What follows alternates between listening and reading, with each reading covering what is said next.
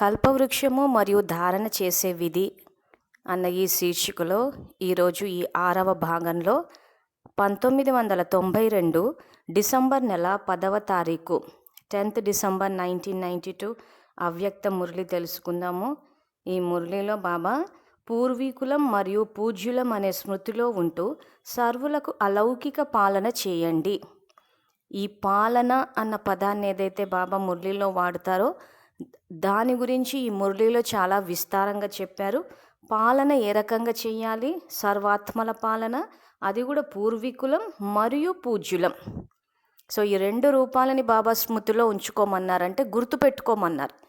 ఈ రూపాలని గుర్తుపెట్టుకుని సర్వాత్మల పాలన ఏ రకంగా చేయాలన్నదే ఈ మురళిలో చెప్పారు.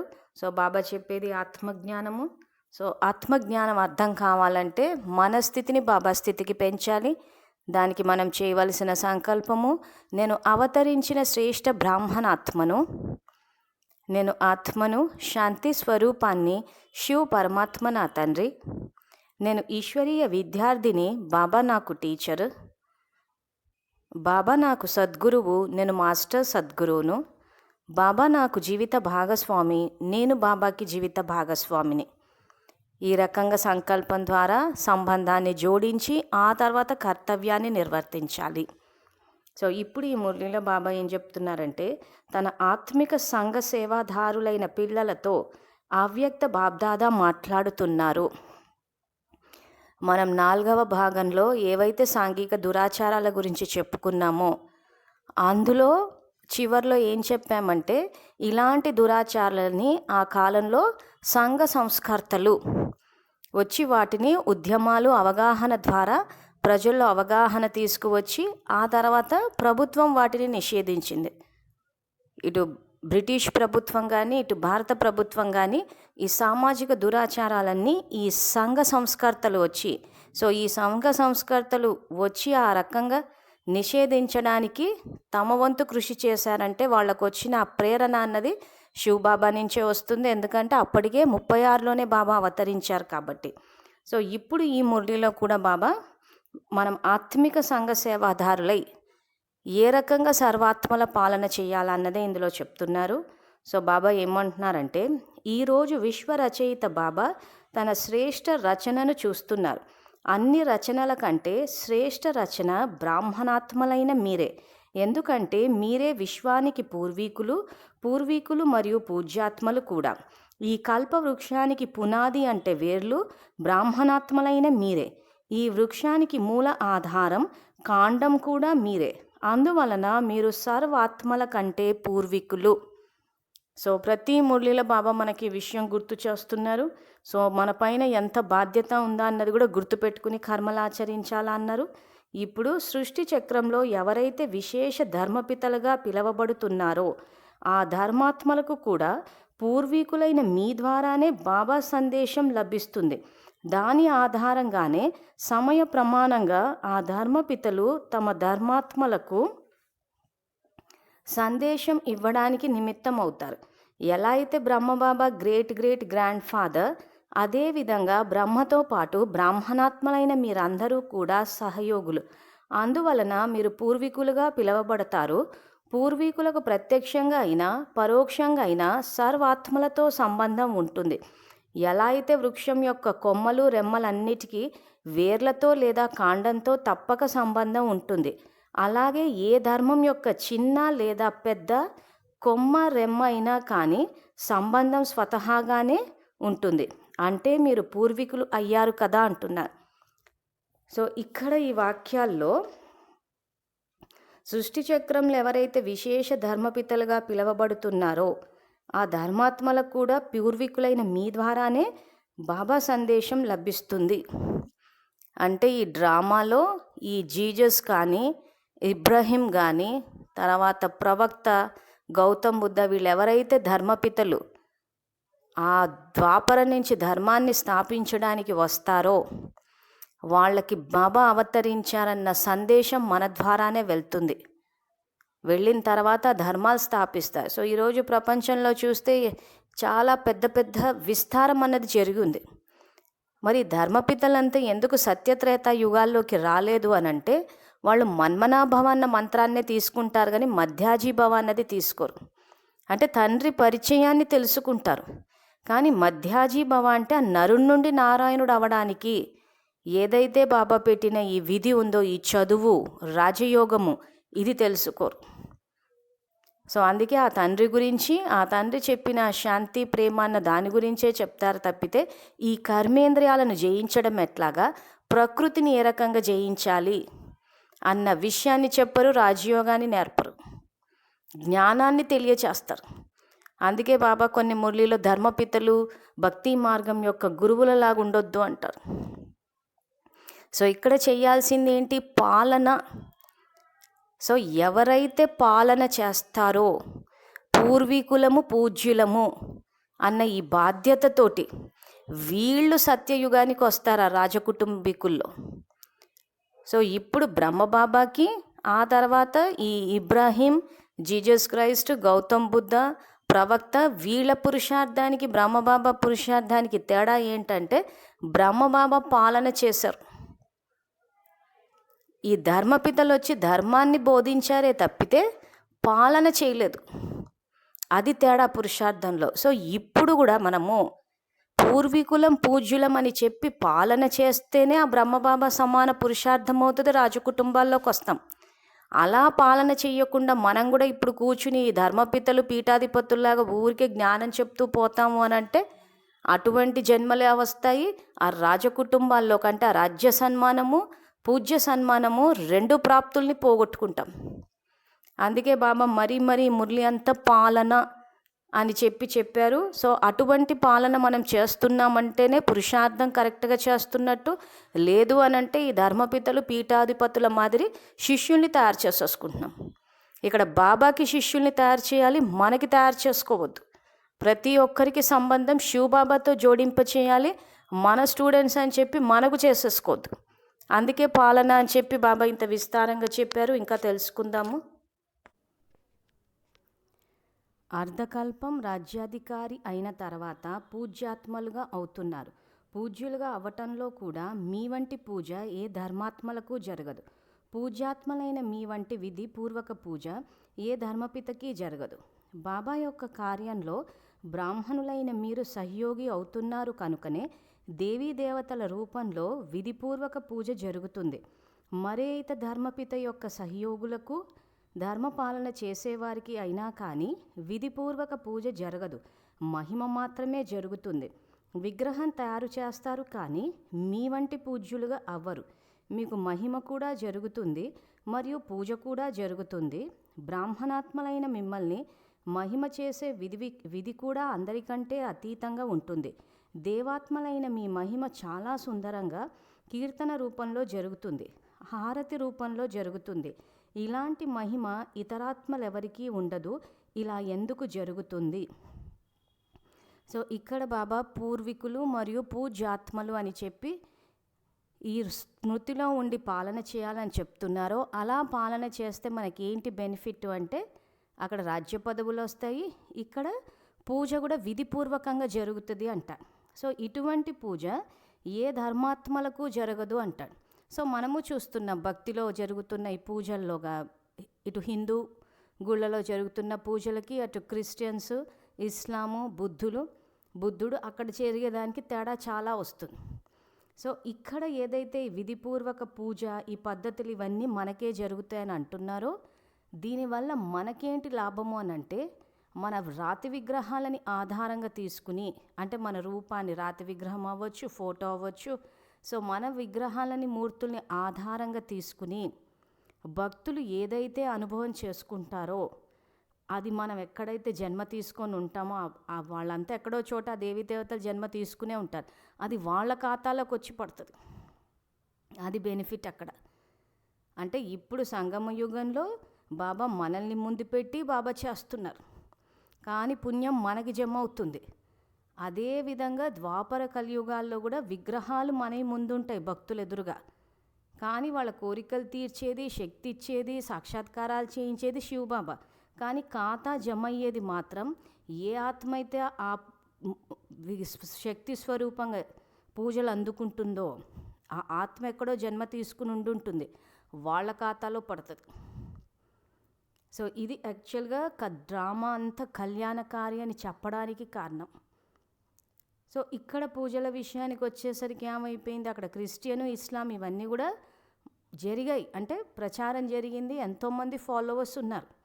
కానీ ఇక్కడ భారతదేశంలో ఈ దేవీ దేవతలకు ఏదైతే విధిపూర్వక పూజ జరుగుతుందో, ఈ విధిపూర్వక పూజ అంటే మళ్ళీ స్థూల నియమాలకు వెళ్ళిపోద్దు, అలా స్థూల నియమాలు పాటిస్తేనే అక్కడ కాదు.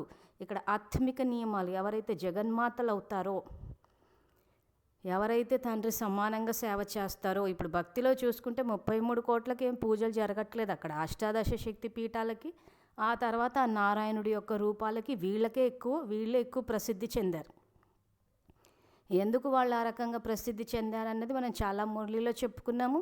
ప్రత్యేకంగా కూడా భక్తి మార్గంలో ఎలా ప్రసిద్ధి అవుతారని కూడా ఒక వీడియో చేసి శివ పరమాత్మ జ్ఞాన మురళి అన్న ఛానల్లో వేసాం, అక్కడ చూసినా తెలుస్తుంది. అంటే కొద్ది మందికే జరుగుతుంది పూజ. సో ఆ జరగడం వల్ల వచ్చే లాభం ఏంటంటే, ఆ విగ్రహాన్ని ఆధారంగా తీసుకుని ఎవరి ఆరోగ్యమైన బాగవుతే అది వచ్చి మన ఖాతాలోనే పడుతుంది. సో ఆ రకంగా భక్తులు సంతోషాన్ని అనుభవం చేసినా, సఫలతను అనుభవం చేసినా, ఏది చేసినా అది మన ఖాతాలో వచ్చి పడుతుంది. అంటే డ్రామా అంతా కళ్యాణకారి. ఆ రకంగా చెయ్యాలంటే ఈరోజు భక్తులు ఏదైతే ఆ దేవతల దర్శనం కోసం నిలబడుతున్నారో, వీళ్ళు మా అమ్మవారు అని అంటారు. ఆ భావన భక్తుల్లో ఇప్పుడు వచ్చింది. అంటే ఇప్పుడు మనం చేసే పురుషార్థం కూడా అలాగే ఉండాలి. మనల్ని చూస్తేనే మన అమ్మ అన్న భావన రావాలి. వీళ్ళని ఏదన్నా సేవ చేశాము అంటే ఆ సేవకి సఫలతకి కొలమానం ఏంటంటే బాబా ప్రత్యక్షత జరగాలి, భగవంతుడే వీళ్ళని పంపించారు అన్న భావన వాళ్ళలో రావాలి. అది యాక్చువల్ కరెక్ట్గా సేవ చేశామా అన్నదానికి మెజర్మెంట్. అంటే చేస్తున్నామా లేదని మన సొంతంగా మనము పార్టీలు, ఇట్లా బర్త్డే పార్టీలు, సెర్మనీలు ఇవన్నీ చేసేసుకుని మేము బాబా సేవ చేసేసామంటే దానివల్ల ప్రత్యక్షత ఎక్కడ జరుగుతోంది? ఊరికే సమయము ధనము వృధా. సో అందుకే అక్కడ విశ్వమహారాజులు ఎంతమంది అవుతున్నారు? 8 మందే అవుతున్నారు. విశ్వమహారాణులు 8 మంది. ఎందుకు? వాళ్ళే యాక్చువల్గా ఇక్కడ కరెక్ట్గా పురుషార్థం చేశారు. బాబా మాలను పెంచుతా అంటారు, ఇప్పటికీ సమయం ఉంది కాబట్టి చెయ్యాలి అనుకుంటే చెయ్యొచ్చు. కానీ ఇక్కడ ఏంటంటే బాబా ఏదైతే పద్ధతి చెప్పారో ఆ పద్ధతి ప్రకారం చేస్తూ పోతే పుణ్యం వస్తుంది, కానీ మన సొంత పద్ధతుల ద్వారా చేస్తే మాత్రం రాదు. అంటే ఇట్లా సమాజంలో అసహ్యాన్ని నింపేసి చేసి ఆ రకంగా అందరికీ దూరం చేసేసి మనల్ని చూస్తేనే అందరూ, ఇక్కడ భక్తిలో చూస్తేనేమో ఎప్పుడు వాళ్ళ దర్శనం చేసుకోవాలా అని భక్తుల లైన్లు కడుతున్నారు.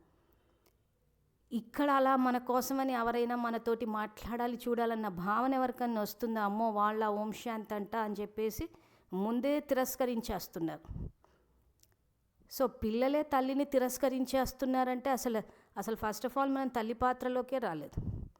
సో ఆ తిరస్కార భావన వచ్చింది అని అంటే ఇంకా ప్రాప్తుల్ని పోగొట్టుకున్నట్టే. సో అదే ఇక్కడ చెప్తూ బాబా పూర్వీకుల స్థితి, పూజ్య స్థితి, ఆ స్థితిలో ఉంటే మీకు ఈ రకంగా పూజలు జరుగుతాయి. సో ఈ రకంగా ఎందుకు జరుగుతుంది అని ప్రశ్న అడుగుతూ, ఎందుకంటే పూర్వీకులు మరియు పూజ్యులు అయిన మీరే శ్రేష్ఠ రచన, ఆది ఆత్మలు బ్రాహ్మణాత్మలైన మీరే. ఎందుకంటే ఆదిదేవ్ బ్రహ్మతో పాటు సహయోగి అయి శ్రేష్ఠ కార్యానికి నిమిత్తం అయ్యారు.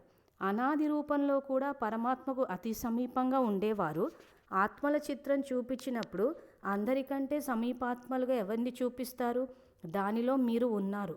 అనాది రూపంలో కూడా అతి సమీపం, దీనినే డబుల్ విదేశీయులు నియరెస్ట్ దగ్గరగా ఉండేవారు మరియు డియరెస్ట్ ప్రియమైన వారు అని అంటారు. ఈ విధంగా మిమ్మల్ని మీరు భావిస్తున్నారా?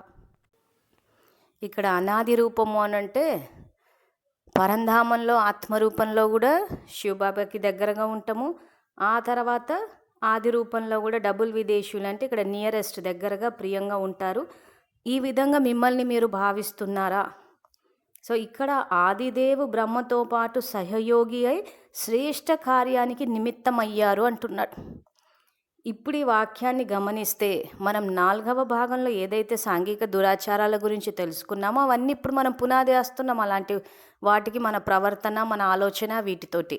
సో ఆ రకంగా చేస్తున్నామంటే మరి ఆదిదేవు బ్రహ్మకి సహయోగి అయినట్ట అవనట్ట అంటే అవనట్టే.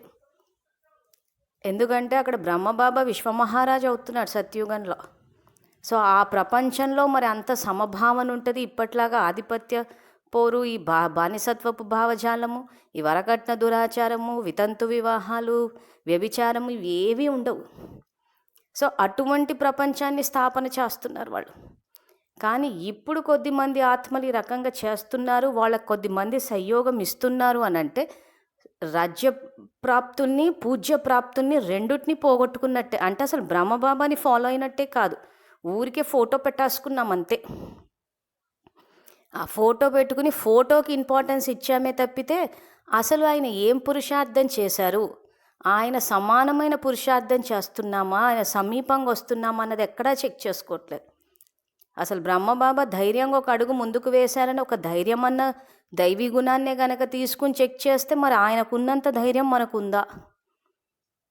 మనం ధైర్యంగా ఉంటున్నామా, భయపడుతున్నామా? ఇక్కడ చెక్ చేసుకున్నా తెలిసిపోతుంది. సో అందుకే నెక్స్ట్ ఇక్కడ బాబా ఏమంటున్నారంటే, పూర్వీకుల పని ఏమిటి? పూర్వీకులు అందరినీ పాలన చేస్తారు. పెద్దవారి పాలనకు గొప్పతనం ఉంటుంది. పూర్వీకులైన మీరు సర్వాత్మల పాలన చేస్తున్నారా, లేదా మీ దగ్గరికి వచ్చే విద్యార్థులను లేదా సంబంధ సంపర్కంలోకి వచ్చే ఆత్మలను మాత్రమే పాలన చేస్తున్నారా? విశ్వంలో ఉన్న ఆత్మలందరికంటే పూర్వీకుల లేదా కేవలం బ్రాహ్మణాత్మలకే పూర్వీకుల? సో ఇక్కడ బాబా ఈ ప్రశ్నలు ఎవరిని అడుగుతున్నారంటే సెంటర్లలో ఉండే వాళ్ళనే అడుగుతున్నాడు ఇక్కడ. ఆ తర్వాత వాక్యాల్లో అదే చెప్తున్నారు. సో ఇక్కడ ఏమంటున్నారు? పూర్వీకులు అంటే అందరినీ పాలన చెయ్యాలి. కానీ మనం ఇక్కడ ఏం చేసాము? హద్దు గీసేసుకున్నాం. సో హద్దు గీసేసుకుని బాబా ఇక్కడ ఏమంటున్నారు?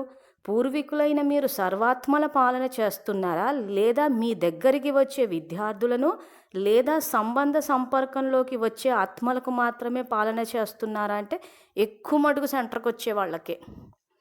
సో ఆ పాలన అంటే ఏంటనేది తర్వాత వాక్యాల్లో చెప్పారు. అది తెలుసుకుంటే అసలు ఇంతకు మనం సరిగ్గా సేవ చేస్తున్నామా లేదా తెలుస్తుంది. సో విశ్వంలో ఉన్న ఆత్మలు అందరికంటే పూర్వీకుల, లేదా కేవలం బ్రాహ్మణాత్మలకే పూర్వీకుల? అంటే ఎక్కువ మటుకు ఏమైపోయిందంటే హద్దులోకి వెళ్ళిపోయాం. సేవ అంటే బ్రాహ్మణాత్మలకు చేసుకోవాలి. సో ఎవరికైనా ఆరోగ్యం బాగాలేదు అని అంటే వాళ్ళకు కూర్చుని సకాశించుకోవడం. విశ్వంలో ఎంతోమంది శారీరక రోగాలతో బాధపడుతూ ఉంటే అందరికీ శక్తిని ఇవ్వాలి, అందరికీ వరదానాలు ఇవ్వాలి.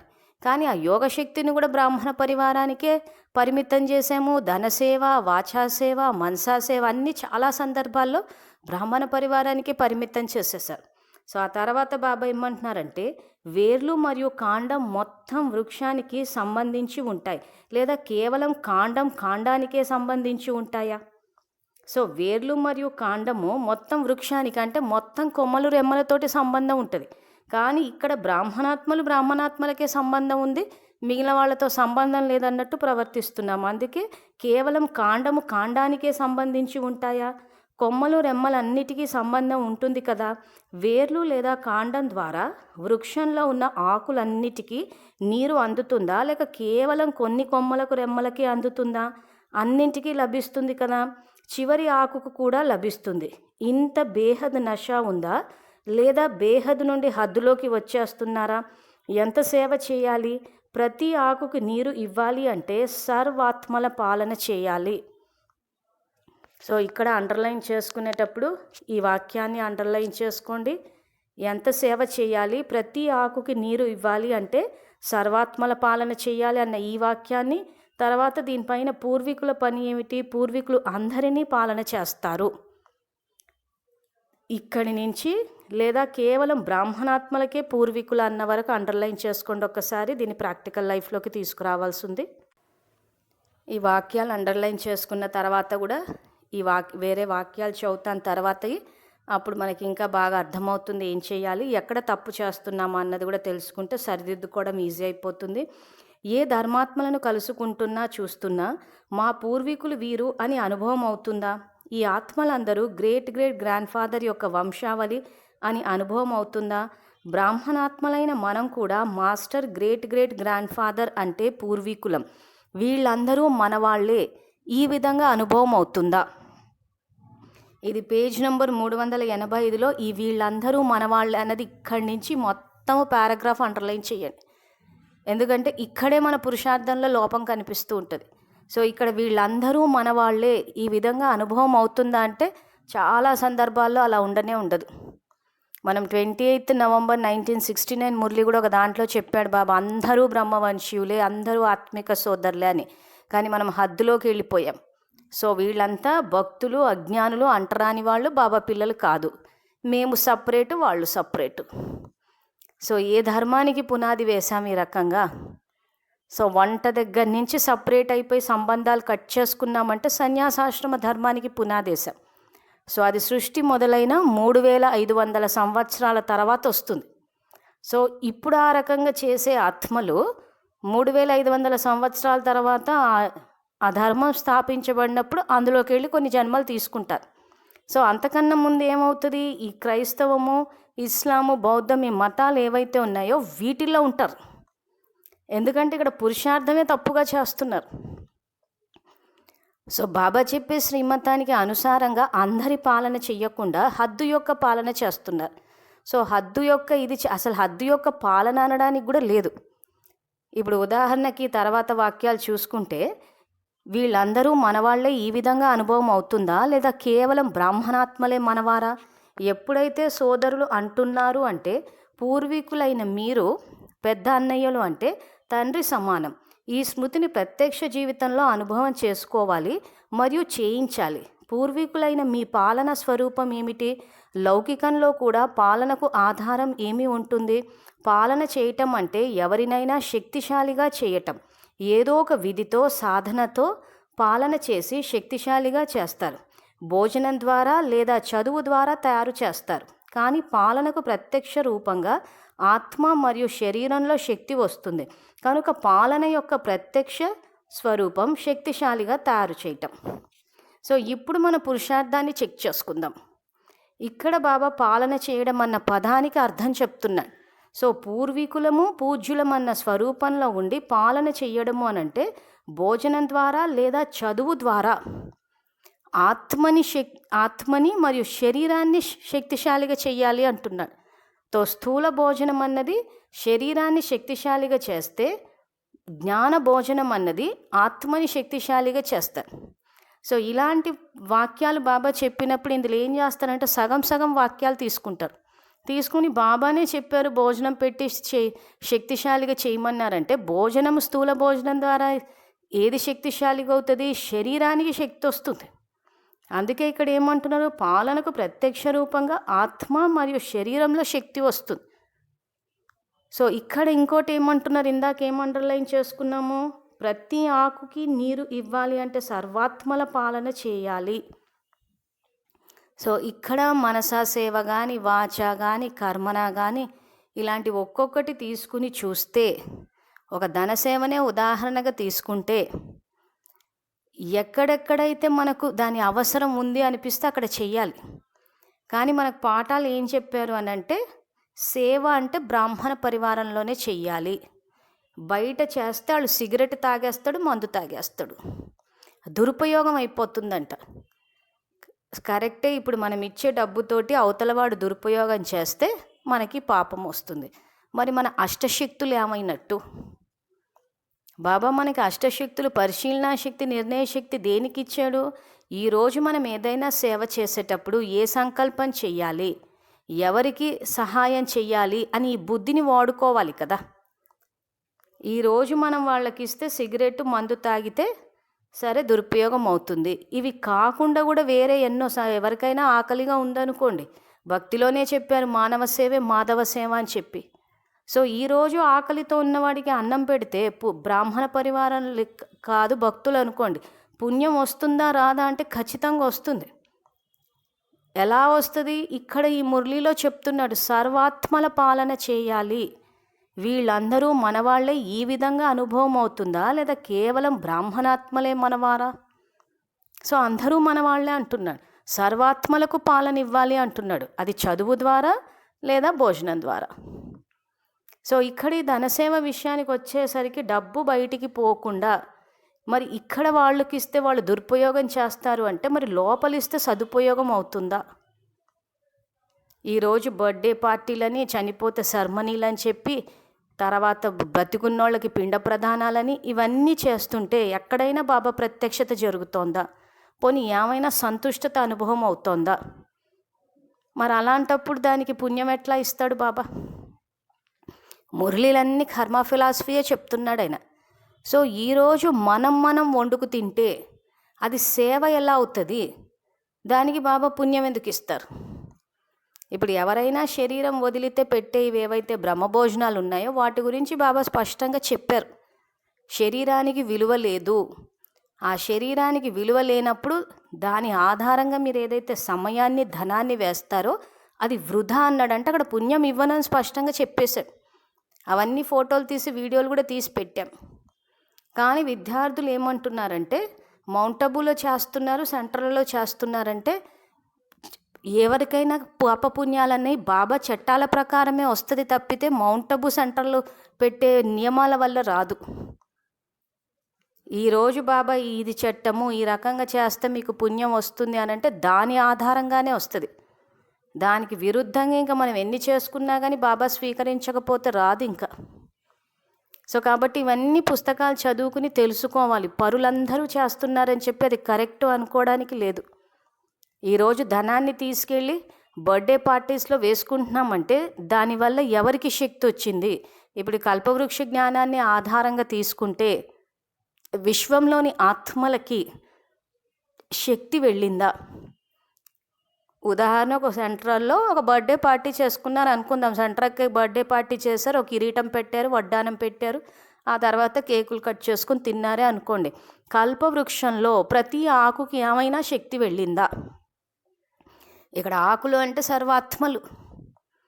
పోనీ ఎవరైనా శరీరం వదిలినప్పుడు వాళ్ళ పేరు మీద భోజనాలు పెడితే మరి ఆ వెళ్ళిన వాళ్ళకి కానీ విశ్వాత్మలకు కానీ ఏమైనా పాలన జరిగిందా? ఇక్కడ సేవ అంటే ఏంటి? బాబా అదే చెప్తున్నాడు, మొత్తం సర్వాత్మలకు పాలన చెయ్యండి, శక్తిని ఇవ్వండి. ఈరోజు అందరూ బలహీనమైపోయినారు అంటున్నారు. సో నిన్నటి మురళీలు ఏం చెప్పారు? ఈరోజు సాధనాలు అందరి దగ్గర ఉన్నాయి, సంపత్తి అందరి దగ్గర ఉంది. వాళ్ళకి కావాల్సింది ఏంటి? శాంతి, సుఖము, సంతోషము, సంతుష్టత అంటున్నాడు. ఆ తర్వాత స్నేహము, సంయోగ శక్తి, శ్రేష్ఠ సంకల్ప శక్తి, శుభవృత్తి యొక్క శక్తి. సో ఈ బర్త్డే పార్టీలు, సెరమనీల వల్ల ఇవి ఏమైనా ఇచ్చామా? అసలు ఇవి అటెండ్ అయిన వాళ్ళు ఇంకెక్కువ అలజడిలోకి వెళ్ళిపోయారు. అక్కడ డబ్బులు అడుగుతున్నారని. మరి అలజడిలోకి వెళ్ళిపోయినప్పుడు ఆ తరంగాలు మొత్తం ఆత్మలకి వెళ్ళినప్పుడు అందరూ అలజడిలోకి వెళ్తారుగా. ఆ వంశావళంతా ఇంకా అలజడిలోకి వెళ్ళిపోతుంది కదా. సో దానివల్ల పుణ్యం వస్తుందా, పాపం వస్తుందా అంటే ఖచ్చితంగా ఆత్మశక్తి తగ్గిపోతుంది. ఆ రకంగా అందరినీ అలజడిలోకి తీసుకెళ్ళినందుకు పాపమే వస్తుంది, మనం చేసుకున్న శక్తి కూడా పోతుంది. సో కాబట్టి ఏదైనా కానీ బాబా ఇక్కడ మనకి అష్టశక్తులు ఇచ్చారు, దాన్ని వాడుకోవాలి. ధనాన్ని వేస్తున్నామంటే అది ఎక్కడ వినియోగించబడుతుంది అన్న విషయం తెలుసుకోవాలి. బాబా చూసుకుంటారు అని అంటే ఇక్కడ హద్దు యొక్క సేవ చేస్తుంటే బాబా జ్ఞానం చెప్తారే కానీ బాబా సరిదిద్దారా? సమాధులు కడుతుంటే బాబా సరిదిద్దారా? సరిదిద్దలేదు కదా. అసలు జ్ఞానము, సంకల్పాల ఖజానా, శక్తుల ఖజానా ఇవన్నీ సాకార మురళిలో సప్రెస్ చేస్తే ఏం చేశారు బాబా? శ్రీమతాన్ని మార్చారు, చెప్తారు అంతేగాని ఇక్కడ బాబా ఏదో ఇట్లా మహత్యంతో పూర్తిగా అట్లా మార్చడం అంటూ ఉండదు. జ్ఞాన యోగాల ద్వారానే ఆయన మనం చేస్తే సంయోగం ఇస్తాడు. భక్తిలోనే చెప్పాడు యుద్ధం చేయనని చెప్పి. సో ఆయనకి సారథి అవుతాడు, సాథీగా ఉండి దగ్గరుండి చేయిస్తారు.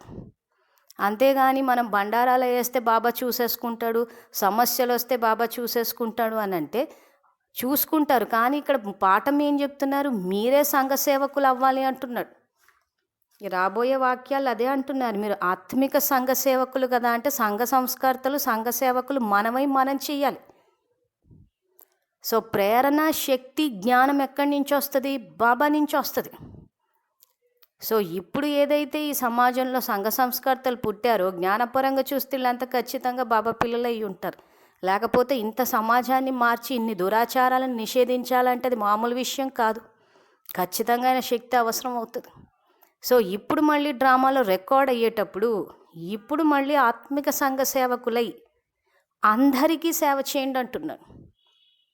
అంటే ఈ సేవ అంటే ఏం చేయాలి? అందరికీ చదువు ఇవ్వాలి. మెయిన్ చదువే ఇక్కడ ఇంపార్టెంట్. ఆ చదువులో మనకి ఏం చెప్తున్నాడు బాబా? జ్ఞానాన్ని ఇస్తున్నాడు, శక్తిని ఇస్తున్నాడు. ఆ ఇచ్చినప్పుడు అందరము లైట్ హౌస్, మైట్ హౌస్ అయి అందరినీ తీరానికి చేర్చాలి. నిన్నటి మురళిలో మనం అదే తెలుసుకున్నాం. అంతేగాని మనం ఆ దేహ జ్ఞానాన్ని చెప్పి ఇంక అందరినీ ముంచేయొద్దు, పునాదుల్ని కదిపేయొద్దు. ఇక్కడ మొదటి వాక్యాల్లో బాబా ఏమంటున్నారు ఇక్కడ, ఈ కల్పవృక్షానికి పునాది అంటే వేర్లు బ్రాహ్మణాత్మలైన మీరే. సో అప్పుడు ఆ వేర్లలో ఉన్న మనం ఎంతో పటిష్టంగా ఉండాలి. కానీ ఈ కుటుంబ వ్యవస్థ యొక్క పునాదుల్నే కూల్చేసాం. సో అప్పుడు ఏమవుతుంది, వంశావళంతా బలహీనమైపోతుంది. సో అందుకే ఈ మురళీలు చదువుకుని మన పురుషార్థాన్ని చెక్ చేసుకోవాలి, మనం కరెక్ట్గా చేస్తున్నామా లేదా. ఆ రకంగా చేస్తేనే పుణ్యం వస్తుంది, ఆ రకంగా చేస్తేనే ఆ రాజ్య సన్మానము పూజ్య సన్మానం వస్తుంది. లేకపోతే ప్రాప్తులు పోగొట్టేసుకుంటాము, ఏ ప్రజలో దాసదాసీల్లోకి వచ్చేస్తాము. ఆ తర్వాత ద్వాపరం నుంచి ఇతర ధర్మాలు వచ్చినప్పుడు ఆ వేరే ధర్మాల్లోకి వెళ్ళిపోతాయి. సో ఇలాంటివి కొన్ని చెప్పినప్పుడు విద్యార్థులు ఏమంటున్నారంటే, మనం ఏం చేసినా అయితే బాబా అన్న చూసుకుంటారంటున్నారు, లేకపోతే నిమిత్తక్కై చెప్పినాక చేస్తే ఏదున్నా కానీ నిమిత్తక్కైకి వెళ్ళిపోతుంది, మనకేం రాదు. బాబానే చెప్పారు, మీరు నిమిత్తక్కై చెప్పినట్టు చేసేస్తే ఇంకా తర్వాత మీకు పాపం అంటదు. అంటే ఇంకా మనం ఏ తప్పులు చేసినా మనకు పాపం అంటదు, వాళ్ళకు అంటుందంటే ఇంకా మనం ఏది చేసినా పుణ్యం కూడా వాళ్ళకి వెళ్ళిపోతుంది అనుకోవాలా. సో ఇటువంటి భావజాలం ఏంటిది, క్రైస్తవ ధర్మం లేదో. జీజస్ వచ్చి రక్తంతో పాపాలని కడిగేస్తారంటే అందరూ నమ్మారు. సో ఇక్కడ మనం తప్పులు చేస్తుంటే ఏదో వాళ్ళు కడిగేయడం అంటూ ఉండదు, ఎవరు పాపాన్ని వాళ్ళు అనుభవించాల్సిందే. సో క్రైస్తవ మతాన్ని చూసుకుంటే ఆ ఫాలోవర్స్ అంతా అలాగే నమ్ముతారు, మనం ఏ తప్పు చేసినా కానీ జీజస్ కడిగేస్తాడు అని. ఇప్పుడు చాలామంది అట్లాగే ఉన్నది, నిమిత్తకే చెప్పినట్టు చేసేస్తే అది వాళ్ళకే పోతుందని బాబా చెప్పాడు కాబట్టి మేము చేసుకుంటూ ఉంటాం అన్నట్టు ఉంది. ఒకవేళ నిజంగా క్రైస్తవ మతంలో ఆ జీజస్ పాపాలనే కడిగేస్తే మరి ఆ ఫారిన్ కంట్రీస్లో ఇన్ని సమస్యలు ఎందుకున్నాయి? అక్కడ కూడా ప్రకృతి వైపరీత్యాలు వస్తున్నాయి, అక్కడ కూడా ఆ పావర్టీ అన్నది ఉంది, ఆ తర్వాత ఒంటరితనము, ఆకలి, హోమ్లెస్నెస్, ఇవన్నీ మనం టీవీలో గూగుల్లో చూస్తే ఎన్నో సమస్యలు ఉన్నాయి. మరి జీజస్ అన్ని పాపాలని కడిగినా కానీ వాళ్ళ పరిస్థితి ఎందుకు అలా ఉంది? సో జీజస్ పాపాలని కడుగుతాడన్న భావజాలం ఎక్కడి నుంచి వెళ్ళిందంటే ఇక్కడి నుంచి వెళ్ళింది. ఏమన్నంటే నిమిత్తకే చెప్పినట్టు చేస్తే ఇంకా ఆ తర్వాత మీకేం సంబంధం లేదని బాబా చెప్పాడంటే పాపాలు చేస్తూ కూర్చోమని చెప్పాడా? సో ఇలా ఆలోచించేటోళ్ళంతా స్ట్రైట్గా అక్కడికే పోతారు. ద్వాపరం రాగానే మళ్ళీ జీజస్ వచ్చి కడుగుతాడని చెప్పేసి అటు వెళ్ళిపోతారు ఇంకా. సో ప్రతిదీ మన ఆలోచన చెక్ చేసుకోవాలి. మనం ఏం ఆలోచిస్తున్నాం, అది రైటా రాంగా అంటే చెకింగ్ పాయింట్ ఏంటి అని అంటే మురళినే. సో ఈరోజు పాపం చేసినా పుణ్యం చేసినా అన్నిటికీ మనదే బాధ్యత. మనం అధర్మ మార్గంలో డబ్బు సంపాదించి తెచ్చి బండారాలో వేస్తే బాబా క్లీన్ చేస్తాడంటే ఎట్టి పరిస్థితిలో చేయడు. వచ్చిందే ధర్మస్థాపనకైనా.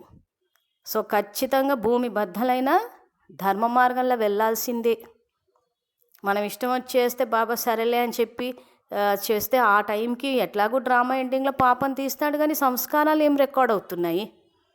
సంస్కారాలు అయితే అవినీతి, లంచగొండితనము, ఇవే మోసం చేయడము, నిజాయితీ లేకపోవడం, ఇవే రికార్డ్ అవుతున్నాయి కదా. సో మరి ఆత్మ పరంధామానికి వెళ్ళేటప్పుడు సంస్కారాలతోటే వెళ్తుంది, పాపం ఒకటి తీసేస్తాడైనా కర్మ భోగించడం ద్వారా కానీ లేదా రాజ్యోగం ద్వారా కానీ. సో ఆత్మ పరంధామానికి వెళ్ళేటప్పుడు సతో ప్రధాన, సతో రజో తమో అన్ని సంస్కారాలతో వెళ్తుంది. అందుకే ఇక్కడ రికార్డింగ్ చేసేటప్పుడు ఇలాంటి అవినీతి, మోసము ఇలాంటివి చెయ్యకపోవడమే మంచిది. చెక్ చేసుకోవాలి దేనికి సంయోగం ఇస్తున్నాము. ఆ రకంగా అవినీతినే గనక మోసపూరితమైన ఆలోచనలు రికార్డ్ చేస్తే వచ్చే ఆత్మలు అలాగే వస్తారు, అలాగే మన డబ్బు విషయంలో మోసం చేస్తారు. ఎందుకంటే ఈరోజు మనం మోసం చేస్తున్నాం బాబాని కాబట్టి. సో అదే తిరిగి మనకు వస్తుంది. మన సంస్కారాల ఆధారం ఈ రోజుల్లో చాలామంది వాళ్ళు మన డబ్బుల్లో మోసం చేశారు, ఇక్కడ చేశారని అంటే ఈరోజు బాబా ఇచ్చిన ఖజానాని తప్పుగా వాడుతున్నాం మనం. మన దగ్గర ఉన్న డబ్బుకంతా ఏదైతే ఉందో అది బాబాకు సమర్పణ చేశాం కాబట్టి ట్రస్టీలము. సో అది దుఃఖంలో ఉన్న ఆత్మల పాలన చేయడం కోసం వాడాలి, మనం వండుకు తిన్నికి కాదు. సాధనా సంపత్తి అన్నీ ఉన్నాయి మన దగ్గర. ఇప్పుడు మన ఆత్మిక సోదరులు ఎవరైతే వాటి లోటును అనుభవం చేస్తున్నారో, సో వాళ్ళు పుణ్యం చేసుకోకపోవడం వల్ల కొంత లోటు అన్నది ఉన్నది వాళ్ళ జీవితంలో, ధనం విషయంలో కానీ, శాంతి, సంతోషం, ఆ లోటుని ఇప్పుడు మనం పాలన ద్వారా తీర్చాలి. ఇది యాక్చువల్ సేవ అంటున్నాడు బాబా. అందుకే పాలన యొక్క ప్రత్యక్ష స్వరూపము శక్తిశాలిగా తయారు చేయటం. పూర్వీకులైన మీ పాలనా విధి ఏమిటి? అలౌకిక పాలనా స్వరూపం. స్వయానికి బాబా ద్వారా లభించిన సర్వశక్తులను ఇతరాత్మలలో నింపాలి. ఏ ఆత్మకి ఏ శక్తి అవసరమో వారిని ఆ సమయంలో ఆ శక్తి ద్వారా పాలన చేయాలి. సో వాళ్ళకి శాంతి కావాలా, లేకపోతే ఆనందం కావాలా, ధైర్యం కావాలా అని మన పరిశీలన శక్తితోటి మనం గమనించి వాళ్ళకి ఇవ్వాలి. కొంతమంది చెప్పుకోలేకపోతారు. సో అప్పుడు కూడా ఏం చేయాలి? డాక్టర్లు, ఇప్పుడు చిన్నపిల్లల డాక్టర్లనే కనుక చూస్తే ఆ చిన్నపిల్లలు మాట్లాడలేరు.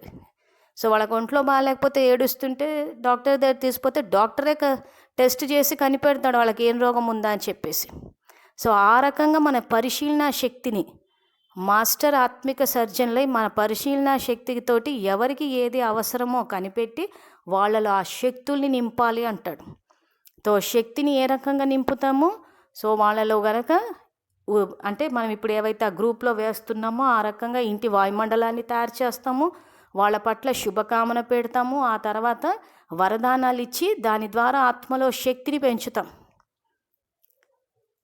సో ఆ రకంగా శక్తిని నింపాలి. ఇలా పాలన చేయటం వస్తుందా? పూర్వీకులు కదా, అందరి పూర్వీకులేనా లేక చిన్నవారా? అందరూ పూర్వీకులేనా లేదా కొంతమంది విశేషాత్మలే పూర్వీకుల?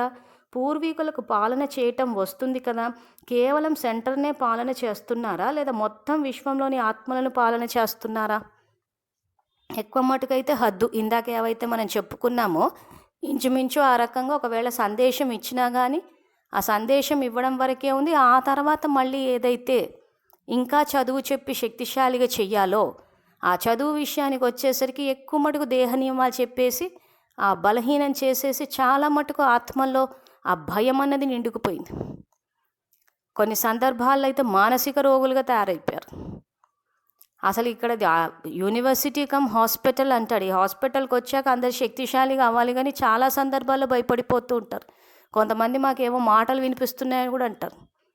సో ఇవన్నీ ఏంటి, మానసికంగా ఇదైపోతున్నారంటే ఈ కాళ్ళలో కళ్ళు పెట్టి చూసుకోవడము, ఈ హిప్నాటిజం టెక్నిక్స్, వీటి వల్ల మానసికంగా బలహీనం అయిపోతున్నారు.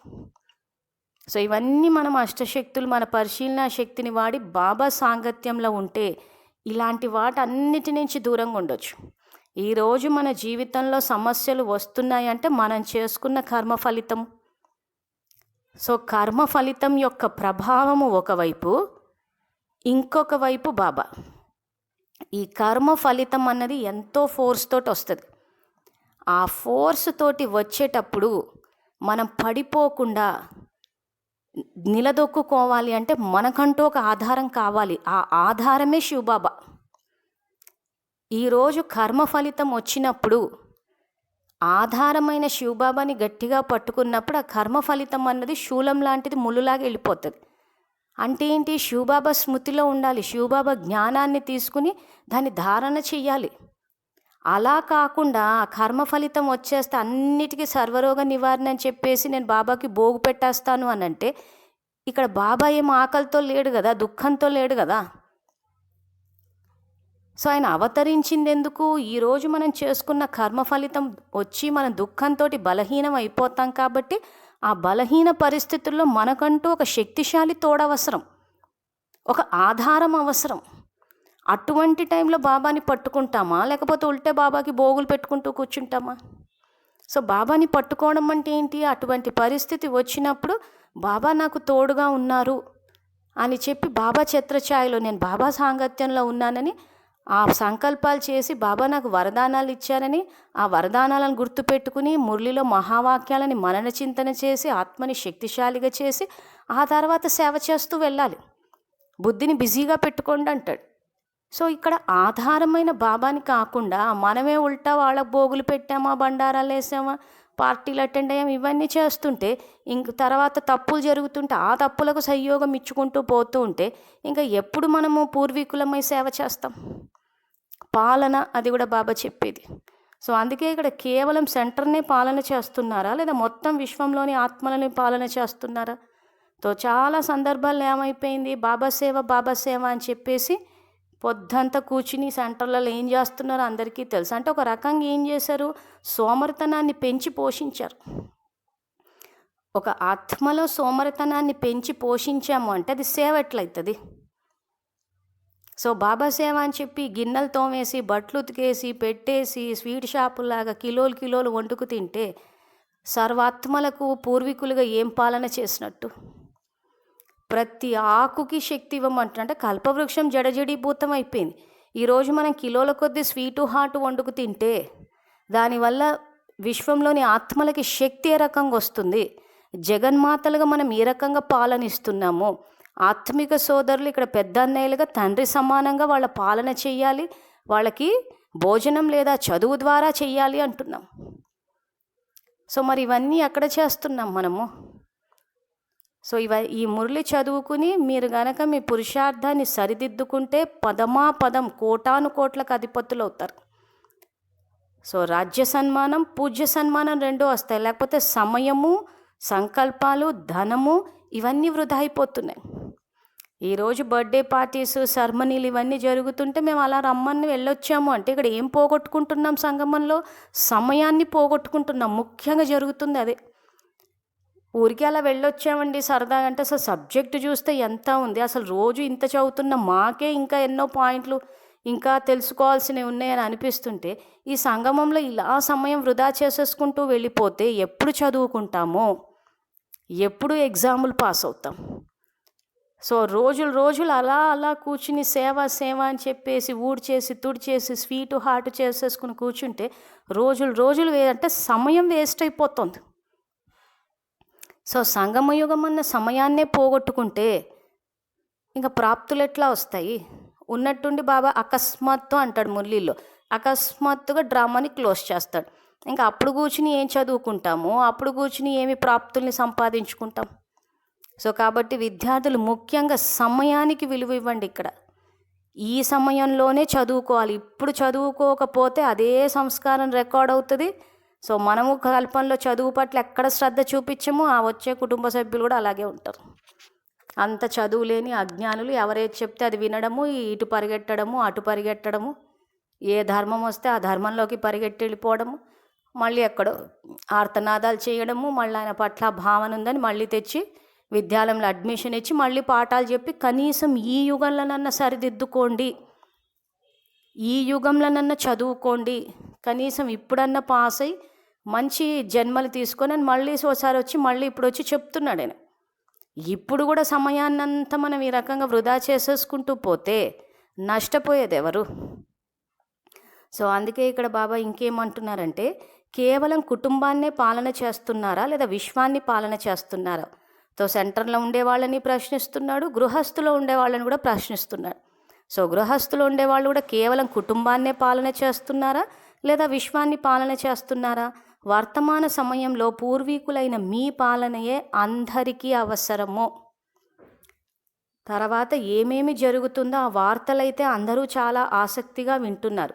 అయోధ్య సంఘటన తర్వాత కొన్ని స్థానాల నుండి హింసా సమాచారం వచ్చింది. కానీ పూర్వీకులు ఆత్మల సమాచారం విన్న తర్వాత వారందరి యొక్క పాలన చేశారా? అశాంతి సమయంలో పూర్వీకులైన మీ విశేష కార్యం స్వతహాగానే జరిగిపోతుంది. సో అయోధ్య సంఘటన తర్వాత హింసా సమాచారం అంటే ఈ మురళి 10th డిసెంబర్ 92. సో అక్కడ ఏం జరిగింది ఆ 92లో అంటే 6th డిసెంబర్ 92కి బాబ్రీ మస్జిద్ని కూల్చేశారు. సో ఆ బాబ్రీ మస్జిద్ని కూల్చేసినప్పుడు అప్పుడు ఎల్కే అద్వానీ బీజేపీ వైపు నుంచి రథయాత్ర చేసి ఆ రథయాత్ర ద్వారా ఈ శ్రీరామ్ సైనికులంతా ఆ బాబ్రీ మస్జిద్ ఉన్న ప్రాంతానికి చేరుకుని బాబ్రీ మస్జిద్ని కూల్చేశారు 6వ తారీఖు డిసెంబర్కి.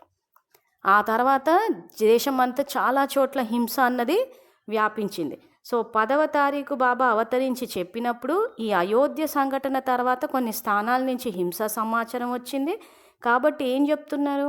కనుక ఓ పూర్వీకులు ఇప్పుడు మీ పాలన యొక్క సేవలో నిమగ్నమైపోండి. ఎలా అయితే అశాంతి సమయంలో విశేషంగా పోలీసులు లేదా సైనికులు అశాంతిని శాంతి చేయటం మా కార్యమని భావించి ఆజ్ఞాపించగానే చేరిపోతారు, మరియు అటువంటి సమయంలో విశేష ధ్యాసతో తమ సేవకి సంసిద్ధులైపోతారు. మీరందరూ అలజడి యొక్క వార్తలు విన్నారు, కానీ సేవలో అలర్ట్ అయ్యారా లేదా వినే ఆనందాన్ని తీసుకున్నారా? మీ పూర్వస్థితి జ్ఞాపకం వచ్చిందా? అందరినీ శాంతి శక్తితో పాలన చేశారా? సో ఇక్కడ మీ పూర్వస్థితి జ్ఞాపకం వచ్చిందా అంటున్నాడు. సో అయోధ్య సంఘటన ఏదైతే జరిగిందో సో అక్కడ ముస్లింలకు హిందువులకి గొడవ జరిగిందంటే వాళ్ళకి పూర్వీకులు ఎవరంటే మనమే. సో మీరే పూర్వీకులు, మీ నుంచే వెళ్తుంది శక్తి అంతా అంటున్నాను. సో జ్ఞానం వెళ్ళినా, జ్ఞానం యొక్క ప్రకాశం వెళ్ళినా, అజ్ఞానం యొక్క అంధకారం వెళ్ళినా అన్నీ మన నుంచే వెళ్ళాయి. సో ఆ రకంగా సంఘటన జరిగినప్పుడు ఏ రకంగా అయితే పోలీసులు, ఆర్మీ వాళ్ళంతా వెంటనే వాళ్ళ వచ్చిన ఆర్డర్స్ ప్రకారం వెళ్ళి అక్కడ శాంతిని వ్యాపింప చేయడానికి వెళ్ళి అక్కడ అందరినీ డిస్పర్స్ చేసేసి ఆ తర్వాత కర్ఫ్యూ పెట్టేశారు శాంతిని వ్యాపింప చేయడానికి. అలాగే ఇప్పుడు శివబాబా నుంచి మనకి ఎప్పటి నుంచో ఆజ్ఞ లభిస్తుంది శాంతి శక్తిని ప్రయోగించండి అని చెప్పి. మరి ఆ రకంగా మీరు చేశారా? సో ఈరోజు అయోధ్యలో బాబ్రీ మస్జిద్ కూల్చేయడానికి ఏదైతే సంఘటన జరిగిందో ఆ సంఘటనకి పూర్వీకులు ఎవరైతే ఉన్నారో ఆ ఆత్మల యొక్క పూర్వీకులు, సో వాళ్ళు ఏం చేశారు? ఇక్కడ ఆ గొడవ దేనికి జరిగింది? అక్కడ బాబ్రీ మస్జిద్ని కూల్చేసి రామ్ మందిర్ కట్టాలి అంటున్నారు. సో ఇక్కడ హిందువులు రామ్ మందిర్ కట్టాలంటున్నారు, ముస్లిమ్స్ లేదు బాబ్రీ మస్జిద్ మాది, ఆ స్థలం మాది, అల్లా కోసమే ఉండాలి అంటున్నారు. అంటే మత ఘర్షణలు. సో మత ఘర్షణలకు పునాది ఎవరు వేశారు? వీళ్ళ పూర్వీకులు వేశారు. సో ఏ రకంగా వేశారు? ఇప్పుడు ఇస్లాం మతం వీళ్ళు ఏమంటున్నారు? అల్లా ఒక్కడే దేవుడు అంటున్నాడు, అంటే శివబాబా. ఇక్కడ ఈ బ్రహ్మకుమారిలు ఏమంటున్నారు? ఇక్కడ బ్రహ్మబాబాని ముందు పెట్టేశారు. సో శివబాబాని అసలు శివబాబా అనే అంటారు, బ్రహ్మకుమారిలు ప్రత్యక్షం అయిపోయారు, నన్ను గుప్తంగా పెట్టేసేవారు అని చెప్పి. సో ఈ బ్రహ్మకుమారిలు ఏం చేస్తారంటే ఎక్కువ మటుకు బ్రహ్మబాబాని ఫోకస్ చేస్తారంటే బ్రహ్మబాబా చరిత్రని కాదు, బ్రహ్మబాబా ఫోటోని. సో బ్రహ్మబాబా ఫోటో పెట్టుకోకపోతే అది ఒక పెద్ద నేరం. సో యాక్చువల్గా వీళ్ళకైనా ఎవరికైనా సర్వాత్మలకు తండ్రి శివ పరమాత్మనే. సో వీళ్ళు ఇక్కడ శివబాబానే ఒప్పుకుంటున్నారు, వీళ్ళు బ్రహ్మకుమారులు బ్రహ్మబాబానే ఒప్పుకుంటున్నారు. సో దానివల్ల ఏమైపోయింది? ఇక్కడే ఈ మతభేదాలు వచ్చేసినాయి. ఈ మతభేదాలకు పునాది ఇక్కడే పడిపోయింది. సో అది కల్పవృక్షంలో కొద్దిమంది ఆత్మలకు వెళ్ళినప్పుడు అక్కడ కూడా ఎవరైతే ఈ శివబాబానే ఒప్పుకున్నారో వీళ్ళంతా ఇస్లాం మతంలోకి వచ్చారు. ఆ తర్వాత శివబాబా బ్రహ్మబాబాని ఇద్దరిని ఫాలో అయిన వాళ్ళు సనాతన ధర్మంలో వచ్చారు, వాళ్ళు సుఖంగానే ఉంటారు. సో బాబ్రీ మస్జిద్ కూలుతున్నప్పుడు చాలామంది వేరే రాష్ట్రం ఉన్నప్పుడు సుఖంగానే ఉన్నారు. సో అప్పుడు ఎఫెక్ట్ అయింది ఎవరు? ఎవరైతే ఇలాంటి భావజాలం ఉన్నారో వాళ్ళు, వాళ్ళ పూర్వీకులు ఎవరైతే ఉన్నారో, ఇప్పుడు జ్ఞానంలో ఉండి ఎవరైతే ఇలాంటి వాటికి పునాది వేశారో వాళ్ళకి ఇదంతా వచ్చి ఖాతాలో చేరుతుంది. సో మనం అక్కడ ప్రత్యక్షంగా ఉండకపోవచ్చు. సో అందుకే మాటి మాటికి బాబా మీరు పూర్వీకులు, ఇది మీకు గుర్తుందా? మీ యొక్క సంకల్పాలు అంతవరకు చేరుతున్నాయి, మీకు బాధ్యత తెలుస్తుందా? మీ ప్రారంధం మీతోనే కాదు, సృష్టి చక్రంతో సర్వాత్మలతో సంబంధం ఉందని 2 జూన్ 1977 మురళిలో ఏదైతే చెప్పాడో దీని గురించే మనకు ధ్యాస ఇప్పిస్తున్నాడు. సో అక్కడ బాబ్రీ మస్జిద్ కూల్చినప్పుడు జరిగిన ఏదైతే అశాంతి, ఆందోళన, దుఃఖము, బాధ ఇవన్నీ ఏదైతే ఉందో అక్కడ ఆత్మలు అనుభవించారు. ఇటువంటి భావజాలను తీసుకొచ్చిన వాళ్ళ పూర్వీకులు ఎవరైతే ఉన్నారో వాళ్ళ ఖాతాలో కూడా వచ్చి పడుతుంది. అందుకే చాలామంది ఎంత యోగం చేసినా, ఎంత జ్ఞానం చదువుకున్నా ఎప్పుడు చూడు ఆందోళన, అశాంతి, భయము, రోగాలు ఎందుకు వస్తున్నాయి? అటువంటి తరంగాలు వెళ్తున్నాయి కాబట్టి తిరిగి వస్తున్నాయి. అందుకే జ్ఞానంలోకి వచ్చాక 100% వస్తుంది అంటున్నాడు బాబా. సో అందుకే అయోధ్య సంఘటన జరిగిన తర్వాత ఆత్మలందరినీ శాంతి శక్తితో పాలన చేశారా, లేదా సమాచారం వినే ఆనందాన్ని తీసుకున్నారా? సో ఇక్కడ ఏమవుతుంది? అలాంటివి జరిగినప్పుడు వాళ్ళు జ్ఞానంలో లేరు కాబట్టి వాళ్ళు ఆ రకంగా చేస్తున్నారు. సో జ్ఞానంలో వాళ్ళు అజ్ఞానం అన్న అంధకారంలో ఉండడానికి కారణం ఏంటి? ఇక్కడ మనము జ్ఞానం అన్న ప్రకాశాన్ని వ్యాపింపచేయట్లేదు. సర్వాత్మలకు తండ్రి శివ పరమాత్మ అని చెప్పిన తర్వాత మళ్ళీ బ్రహ్మబాబా ఫోటో పెట్టేసి బ్రహ్మబాబాని హైలైట్ చేసి బ్రహ్మబాబా ఫోటో పెట్టుకోకపోతే అదేదో నేరం అన్నట్టు, ఆ తర్వాత సెంటర్ కనెక్షన్ లేదంట, మౌంట్ అబూ కనెక్షన్ లేదంట అని, నాకు ఒక్క శివబాబా తప్ప మరెవరూ లేరని శివబాబాతోటి సంబంధం జోడించమని చెప్తే వ్యక్తి ఆరాధనని తీసుకొచ్చేసారు.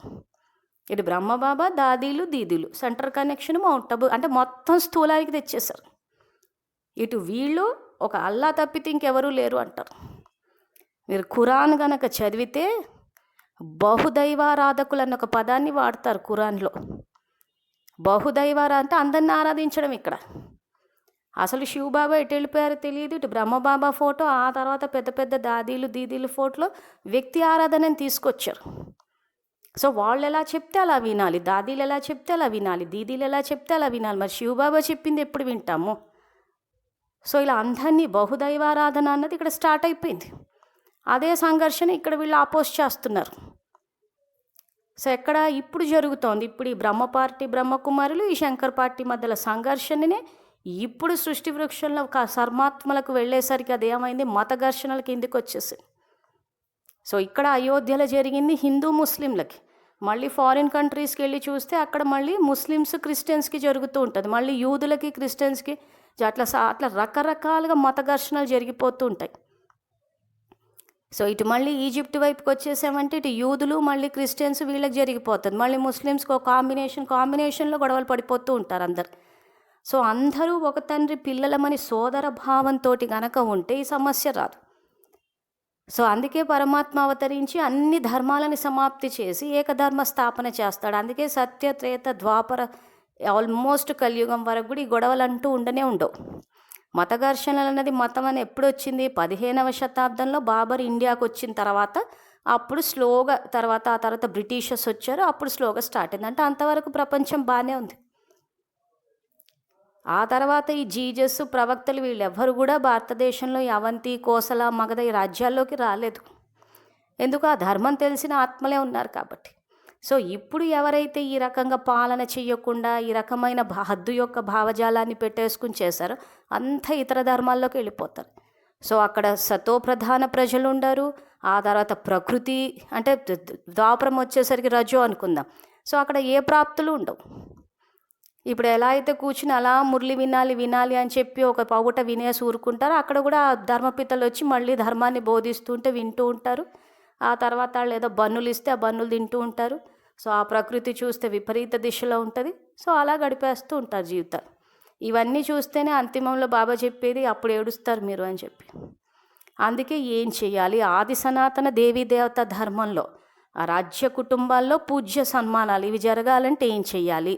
సో మనకు పురుషార్థం అన్నది ఆ బ్రహ్మబాబా వంశంలోకి వచ్చేటట్టు చేస్తున్నామా, లేకపోతే ఇతర ధర్మాల్లోకి వెళ్ళిపోయేటట్టు చేస్తున్నామా అన్నది చెక్ చేసుకుంటే బాబా అదే అంటాడు, వర్తమానంలో మీ పురుషార్థం చూసుకుంటే తెలిసిపోతుంది మీ భవిష్యత్తు ఏంటో అని. సో ఇప్పుడు ఈ మురళీల ద్వారా ఎన్నో రకాలుగా చెప్తుంటే దీన్ని బట్టి మీకు తెలిసిపోవాలి, మీరు క్రైస్తవ ధర్మానికి వెళ్తారా, ఇస్లాం ధర్మమా, సన్యాసాశ్రమ ధర్మమా. సో ఇలా ఎన్నో ధర్మాలు ఉన్నాయి. సో ఇప్పుడు కూడా మించిపోయింది లేదు, ఇప్పటికన్నా సరిదిద్దుకోండి. ఇంకా అవకాశం ఉంది కాబట్టి ఇంకా తెలుసుకుని చదువు మీద శ్రద్ధ పెట్టండి. ఇంకా సమయాన్ని వృధా చేయకండి. ఎంత సమయాన్ని వృధా చేస్తూ పోతున్నామంటే ఇంకా మురళిలు చదువుకోలేం. ఆ సాకారం మురళి సంవత్సరాల తర్వాత చదువుతూ పోయాం. ఆ సమయాన్ని కూడా దీనికే పెట్టేసేయండి. ఇది కూడా బాబా మురళియే, శివబాబా చెప్పిన మురళియే. సో చదువు మీద శ్రద్ధ పెట్టుకుని ఈ కర్మ ఫిలాసఫీ మొత్తం తెలుసుకోండి. దాని ఆధారంగా పురుషార్థం చేయండి. అప్పుడు కరెక్ట్గా ఆ రాజ్య సన్మానం పూజ్య సన్మానం వచ్చే జన్మలు వచ్చేస్తాయి. లేకపోతే ఇతర ధర్మాల్లోకి వెళ్ళిపోతే ఆ సుఖపడే యోగమే లేదు.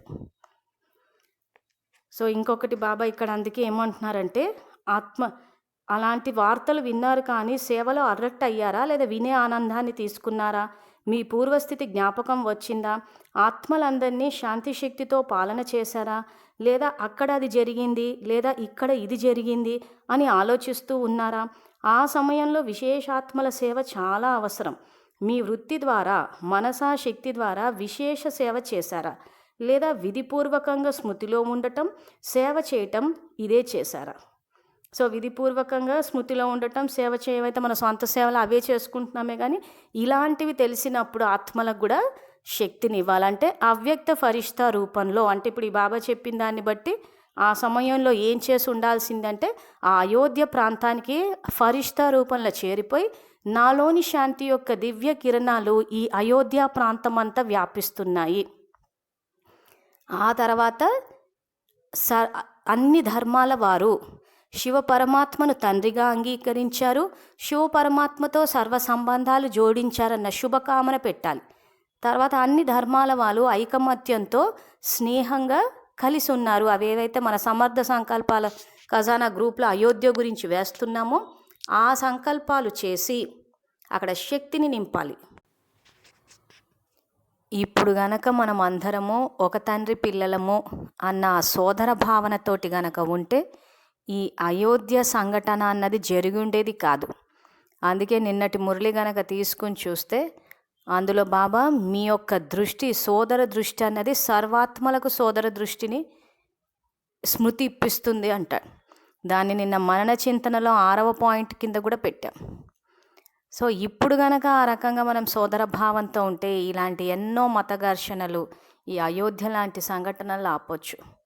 కానీ ఇప్పుడు చాలా మటుకు ఎండింగ్కి వచ్చేసింది, డ్రామాలో రికార్డ్ అయిపోయింది. సో ఇప్పుడు మన కర్తవ్యం ఏంటంటే అలాంటి వాటికి మనం సంయోగం ఇవ్వకుండా ఉండకపోవడం. అంటే ఎవరైతే ఇప్పుడు ఈ విభజనలు తీసుకొస్తున్నారో, సోదర దృష్టి అన్నది లేకుండా ఆధిపత్యము, విభజన, ఇలాంటి వాటికి మనం సంయోగం ఇవ్వద్దు. ఇచ్చినప్పుడు ఏమవుతుందంటే ఇప్పుడు పాపం అన్నది ప్రత్యక్ష ఫలం కింద వస్తుంది. ఆ తర్వాత ఇలాంటి అయోధ్య లాంటి సంఘటనలు జరిగినప్పుడు ఎక్కడో చోట మనం జన్మ తీసుకునే ఉండి మనం గనక ఇప్పుడు ఇలాంటి వాటికి పునాది వేసి ఉంటే, మనం గనక వాళ్ళకి పూర్వీకులం అయ్యి ఉంటే స్ట్రైట్గా వచ్చి మన ఖాతాలోనే పడుతుంది. సో అందుకే బాబా ఇక్కడ లేదా అక్కడ అది జరిగింది లేదా ఇక్కడ ఇది జరిగింది అని ఆలోచిస్తూ ఉన్నారా? ఆ సమయంలో విశేషాత్మల సేవ చాలా అవసరం. మీ వృత్తి ద్వారా, మనసా శక్తి ద్వారా విశేష సేవ చేశారా? లేదా విధిపూర్వకంగా స్మృతిలో ఉండటం, సేవ చేయటం ఇదే చేశారా? మీరు ఆత్మిక సంఘ సేవకులు కూడా అంటున్నారు.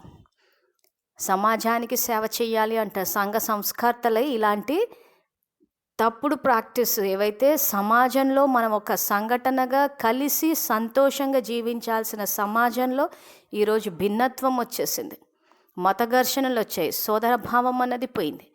సో కాబట్టి ఇప్పుడు మీరు ఆత్మిక సంఘ సేవకులు కూడా. సో ఆత్మిక సంఘ సేవకులైన మీరు విశేష ఎక్స్ట్రా సంఘ సేవ చేశారా? సో ఇప్పుడు ఇలాంటివన్నీ విద్యార్థులు ఎవరికి వాళ్ళు బాబాకి సమాధానం ఇచ్చుకోవాలి.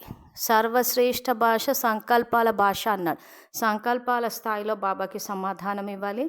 ఇంతగా మీ బాధ్యతగా భావించారా? సో మళ్ళీ బాబా బాధ్యతల గురించి అడుగుతున్నారు. సో దీనికి కూడా సమాధానం ఇవ్వాలి. లేదా ప్రోగ్రాం లభిస్తే చేస్తామంటారా? సో ఎక్కువ మటుకైతే బాబా చెప్పినట్టు ప్రోగ్రాములు ఉంటేనే చేస్తాము అంటున్నారు. సో అక్క ప్రోగ్రాం పెడితే మేము వెళ్ళి చేసొస్తాము అంటున్నారు. అక్క చెయ్యకపోతే మేము చెయ్యం. సో అప్పుడు ఏమైపోతుంది? అక్క పురుషార్థము మీ పురుషార్థం రెండు సమానం అవుతాయి. సో మన పురుషార్థం ఎవరితో సమానంగా ఉండాలి? బ్రహ్మబాబాతో సమానంగా ఉండాలి, అక్కతో కాదు. ఇప్పుడు ఉదాహరణకి అక్క సంవత్సరానికి ఒకసారి రాఖీ కట్టడానికే బయటకు వచ్చాను అనుకోండి. సో రాఖీలు కట్టేసి వెళ్ళిపోయి అదే సేవ అనుకుని కూర్చుంటే ఎంత పుణ్యం జమైంది? రాఖీ కట్టడం వల్ల శివబాబా ప్రత్యక్షత జరిగిందా? మన వంశావళికి శక్తి అందిందా? సో ఇవన్నీ గనక మనం మురళీలని ఆధారంగా తీసుకుని చెక్ చేసుకుంటే మన ఖాతాలో పుణ్యం ఉందా లేదా అన్నది మనకే అర్థమైపోతుంది. కాబట్టి ఇంతగా మీ బాధ్యతగా భావించారా? లేదా ప్రోగ్రాం లభిస్తే చేస్తామంటారా? ఇటువంటి సమయంలో 1 సెకండ్లో మీ సేవలో అలర్ట్ అవ్వాలి. ఇదే పూర్వీకులైన మీ బాధ్యత. సో ఇప్పుడు ఏదైనా మనకి ఇలాంటి సంఘటనలు మనకి తెలుస్తున్నాయి అంటేనే వెంటనే ఏం చేయాలంటే అవ్యక్త ఫరిష్తా రూపంలో అక్కడ వెళ్ళిపోయి వాళ్ళకి శక్తిని ఇచ్చేసాలి, వాయుమండలాన్ని మార్చాలి. ఈ అయోధ్య విషయానికే వస్తే అది ఏ రకంగా చేయాలా అని చెప్పేసి గ్రూప్లో వేస్తున్నాం. అయోధ్య మందిరాన్ని వేసి దాని కింద సంకల్పాలు విద్యార్థులు గమనించవచ్చు. సో ఇప్పుడు గనక మనం ఆ రకంగా అందరూ శివ పరమాత్మని తండ్రిగా అంగీకరించారు, సర్వ మతాల వాళ్ళ ఐకాన శుభభావన గనక చేస్తే ఆ శుభభావనకి ఫలం వస్తుంది. సో అప్పుడు ఏమవుతుంది? దానివల్ల మన పుణ్యం ఖాతా కూడా జమ అవుతుంది. ఇటువంటి మత ఘర్షణలు జరిగినప్పుడు మనము దానికి ప్రభావితం అవ్వకుండా ఉంటాం. సో వాయుమండలం ఆ సమయంలో ఏ రకంగా ఉన్నా కానీ మనం మాత్రం స్థిరంగానే ఉంటాం. సో ఇది ఇక్కడ బాబా చెప్పేది. సో ఇదే పూర్వీకులైన మీ బాధ్యత. ఇప్పుడు కూడా విశ్వంలో అలజడి ఉంది మరియు ఈ అలజడి సమయానుసారం పెరగవలసిందే. సో ఆత్మలైన మీ కర్తవ్యం అటువంటి ఆత్మలలో విశేషంగా శాంతి యొక్క, సహనశక్తి యొక్క ధైర్యాన్ని నింపాలి. లైట్ హౌస్ అయి అందరికీ శాంతి యొక్క లైట్ ఇవ్వాలి. సో ఇటువంటి సమయంలో అందరికీ శాంతి శక్తి, సహనశక్తి, ధైర్యాన్ని వీటన్నిటిని ఇవ్వాలి అంటారు. సో ఇప్పుడు అయోధ్య అన్నది ఆ డిసెంబర్ 6, 1992కి ఒకరోజు జరిగింది. ఆ తర్వాత పోలీసు, మిలిటరీ అంతా వేసి కంట్రోల్ చేశారు. సో ఇప్పుడు మళ్ళీ రామ మందిర్ కడుతున్నారు. సో బాబా మురళిలో ఏదైతే రక్తపు నదులు ప్రవహిస్తాయో ఈ మత ఘర్షణల వల్ల అంటారు. సో ఇప్పుడు మనం న్యూస్ కనుక చూస్తే ఇంచుమించు అటువంటి వాతావరణం తయారవుతుంది. సో ఆ రామ మందిర్ అక్కడ కడుతున్నారు, 5 కిలోమీటర్ల దూరంలో వాళ్ళకి స్థలం ఇచ్చారు. సో ఆ ముస్లిమ్స్ ఏ రకంగా స్పందిస్తున్నారు, ఉత్తరప్రదేశ్లో ఏం జరుగుతుందా అన్నది మనం అంతా వార్తల్లో చూస్తున్నాం. సో రాబోయే రోజుల్లో ఇంకా మత ఘర్షణలు జరుగుతాయి, అటువంటి వాతావరణం తయారైపోయింది. సో కాబట్టి ఇప్పటి నుంచే మనము ఆ అయోధ్య ప్రాంతం, ఆ ఉత్తరప్రదేశ్, మొత్తం భారతదేశంలో ఈ మత ఘర్షణ వల్లనే రక్తపు నదులు ప్రవహిస్తాయి అంటాడు. సో కాబట్టి ఇటువంటి పరిస్థితుల్లో కూడా ఎంతోమంది ఆత్మలు శాంతితో ఉండాలి అని అనుకుంటారు. సో కాబట్టి ఇప్పటి నుంచే మనము ఆ రకంగా వాయుమండలాన్ని తయారు చేస్తుండాలి, ఆత్మల్లో శక్తి నింపుతూ ఉండాలి. ఆ సంకల్పాలన్నీ గ్రూప్లో వేస్తున్నాం కాబట్టి ఆ రకంగా చేస్తూ ఉంటే ఆ పరిస్థితులు వచ్చినప్పుడు మనము వాటిలో ప్రభావితం అవ్వకుండా ఉంటాం. అంటే ఇప్పుడు ఉదాహరణ కరోనానే వచ్చింది, ఆ సమయంలో చాలా మంది సురక్షితంగానే ఉన్నారు. సో ఇదే వాయుమండలం ఉంటుంది, ఇదే పరిస్థితులు ఉంటాయి. మనము ఏ రకంగా అయితే కరోనా బారిన పడకుండా సురక్షితంగా ఉన్నామో, ఈ మత ఘర్షణలు జరిగి రక్త ప్రవాహాలు జరిగినప్పుడు కూడా, రక్తపు నదులు ప్రవహించినప్పుడు కూడా మనం సురక్షితంగా ఉంటాం. ఎందుకు? ఈరోజు మనము సేవ చేశాం కాబట్టి. సో ఆ సేవ యొక్క ఫలితంగా, ప్రత్యక్ష ఫలితంగా మనం సురక్షితంగా ఉంటాం. సో ప్రత్యక్ష ఫలము, భవిష్య ఫలము రెండు వస్తాయి. సో ప్రత్యక్ష ఫలం ఏమొస్తుంది? అలాంటి సంఘటనలు రక్తపు నదులు ప్రవహించినప్పుడు మనం సురక్షితంగా ఉంటాము. భవిష్య ఫలంలో ఏమవుతుంది? మనం అందరినీ సమాన భావనతో చూసి పూర్వీకులన్న బాధ్యత తీసుకుని సేవ చేశాం కాబట్టి రాజ్య సన్మానము, పూజ్య సన్మానానికి అర్హులమవుతాం.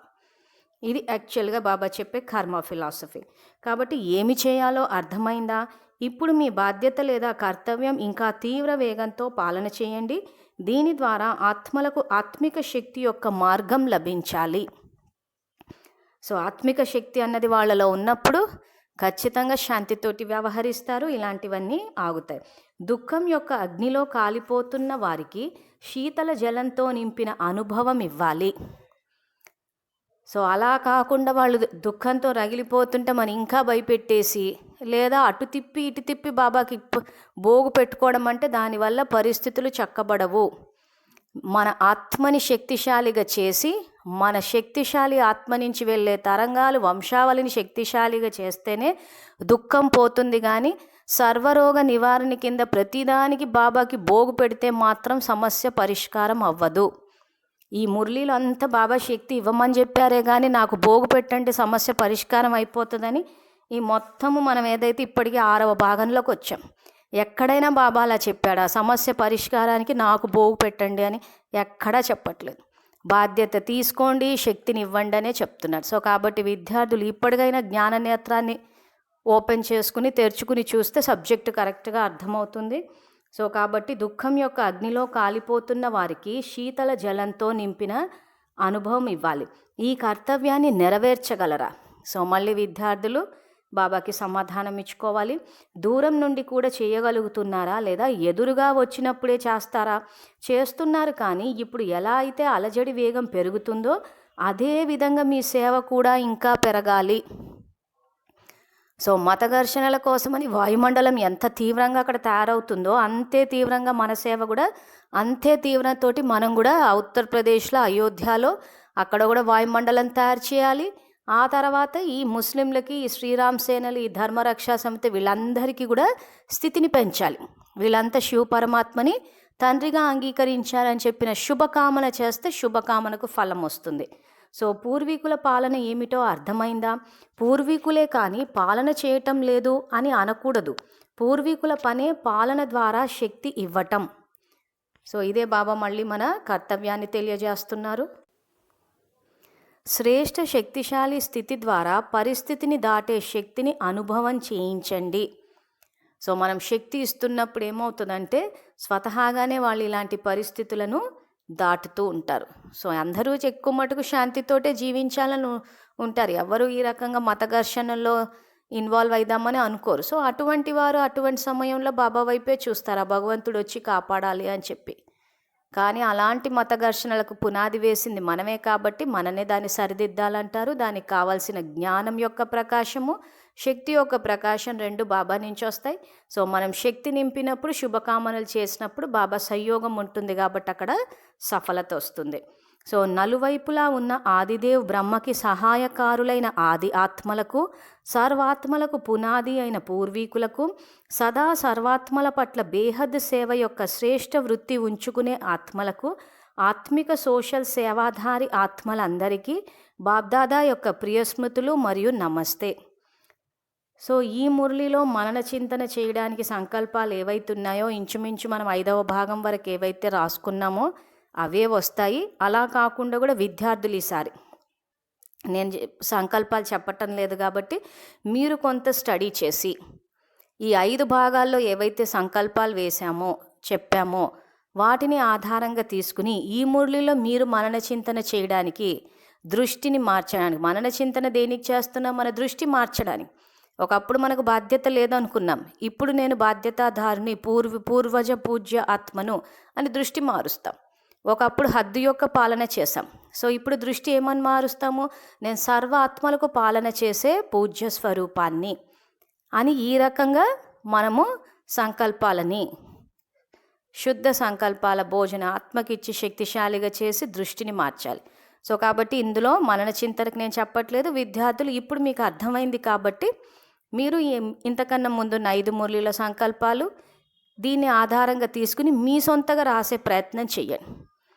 ఎందుకంటే మొత్తం మురళీలన్నీ చదవాల్సిందే. అలా చదివితే పక్కా అంటే సబ్జెక్టు ఆత్మపాఠమైనా కానీ సమయాన్ని మురళి కోసం వెచ్చించితే మంచిది.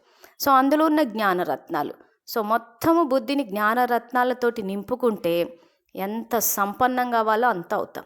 సో కాబట్టి ఈ మురళిలో ఒక్కసారి మీరు ప్రయత్నం చేసి చూడండి. సో మనన చింతనకు సంబంధించిన సంకల్పాలు మనము రాయగలుగుతున్నామా, జ్ఞానరత్నాలను తీసుకోగలుగుతున్నామా, ఒక్కసారి ప్రయత్నం చేయండి బాబాని తోడుగా పెట్టుకుని. సో మీరు స్వతంత్రులు అవుతారు. ఇంకా మురళి వినడం కోసం ఎవ్వరి మీద ఆధారపడే పరిస్థితి రావద్దు మీకు. ఇప్పుడు మేము ఏదైతే ఉందో మీకు సహయోగం ఇస్తున్నాం. ఒక స్టేజ్ ఎలా వచ్చేయాలంటే ఇంకా మీరు విద్యార్థి, శివబాబా టీచరు, ఇంకా డైరెక్ట్గా ఆయన నుంచి చదువుకోవాలి. చదువు అంటే మనకు అంత శ్రద్ధ వచ్చేయాలి, ఆ సంస్కారం రికార్డ్ అయిపోవాలి. సో కాబట్టి ఈ మురళికి సంబంధించిన మనన చింతన సంకల్పాలు ఏమైనా ఉంటే మీరు రాయండి. అంతగా మా వైపు నుంచి ఏమైనా సరిదిద్దాలి చెయ్యాలంటే పంపించండి, ఖచ్చితంగా నేను చూస్తాను. సో ఏమైనా సహయోగం కావాలనుకుంటే నన్ను సంప్రదించగలరు. నా కాంటాక్ట్ నంబర్ 9866187805.